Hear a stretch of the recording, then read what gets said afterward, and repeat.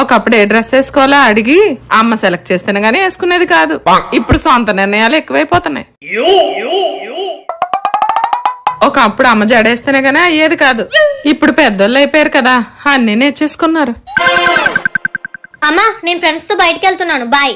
ఒకప్పుడు అమ్మ లేకపోతే అడుగు కూడా బయట పెట్టేది కాదు. ఇప్పుడు నా అవసరం తీరిపోయినట్టుందిలే. అమ్మని అడగకుండా ప్రతిదీ నేనే చేసుకుంటున్నానని బాధపడుతుంది కదా, ఒకసారి అడుగుదాం. అమ్మా ఈ రెండిట్లో ఏ టాప్ వేసుకోను?